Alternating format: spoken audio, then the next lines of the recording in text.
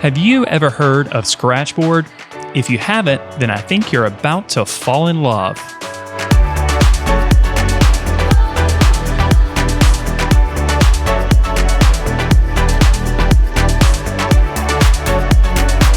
Hello there everyone, Matt here with thevirtualinstructor.com, and I have a short video for you today on the process of creating a Scratchboard etching.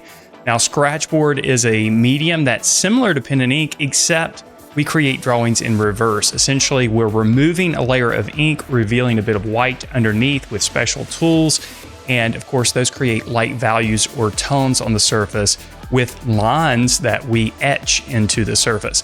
So in this video, I'm going to take you through the basics of Scratchboard, and then I'll take you through the process of creating a Scratchboard etching from start to finish.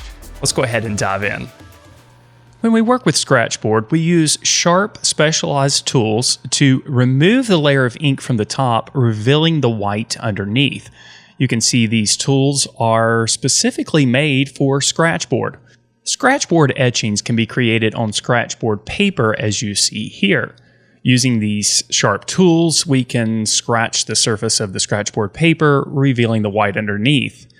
Scratchboard paper is a decent surface to work on, but it's better suited for practice. So if you're new to Scratchboard, it's best to start off with the inexpensive Scratchboard paper before moving on to the more expensive, more professional range of Scratchboard. As you see here, this Scratchboard is made by Ampersand, and it is a wonderful surface to work on. You can see here, as I'm making marks on the Scratchboard itself, the marks are more crisp and easily controlled. Now, with Scratchboard, we have to think in reverse. So we're thinking about removing the material to create light values. This is the opposite of how we typically work with a dark medium on a white surface. It takes some getting used to, so it's a good idea to start with a bit of practice. And there's no better subject to practice with than a basic form like a sphere. This will get you acclimated to the process of removing the material to create lighter values and leaving the material to create darker values. At first, this will feel unnatural, but with practice, you'll get it under control. Now, let's take a look at the process of creating a Scratchboard etching from start to finish. In this example, we're creating an image of a bee. Now, this is from a live lesson series that I did for members at thevirtualinstructor.com. This entire lesson series consists of 9 one-hour-long videos, so the process is a slow process. Mark making with Scratchboard etching is similar to that we see with pen and ink drawing. The clear difference is that we're making light marks instead of dark ones, allowing the darkness of the ink that's on the surface to play a role as the shadows. Just like with pen and ink drawing, when we're creating a Scratchboard etching, we need to think about directional stroke making. So line plays an important role in not only developing the value, but also communicating the illusion of form in the image. We can use hatching and cross-hatching, just like with pen and ink drawing, to develop the lighter values.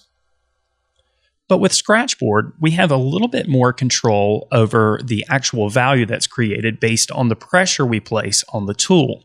By applying heavy pressure, we can create a thicker mark, which translates as a lighter value. We can place less pressure on the tool to create a thinner line, which translates in a lighter value. So there is a little bit more variety that we can create with this single tool compared to pen and ink drawing.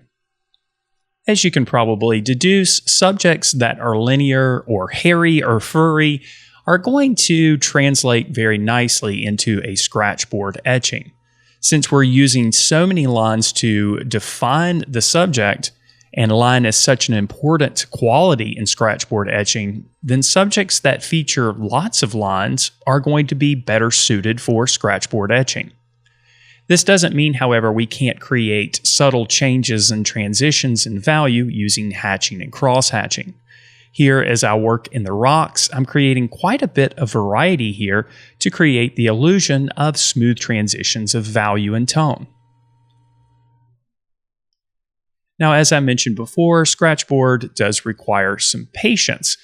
However, when you get into the process and you have a good understanding of how you're creating the values in your image, it becomes somewhat of a meditative process. This is one of those mediums where it's easy to get lost in your artwork and completely forget about time, which I'm sure some of you really enjoy in the art making process. Now, of course, it's handy to have a brush, like a drafting brush, since Scratchboard does create little pieces that you'll need to brush away occasionally. And I also like to use a glove to keep the palm of my hand from marring the artwork. So after about 10 hours or so, our Scratchboard etching of a bee was complete, and I'm rather happy with the results. Thanks so much for watching this video. I hope you enjoyed it. I hope you were able to pick up a couple of things here and there. Now, the Scratchboard etching of the bee that you saw, that is part of a 9-part lesson series for members. This lesson series walks you through the entire process of creating this Scratchboard image of a bee from start to finish. We go over the basics of Scratchboard in a lot more detail.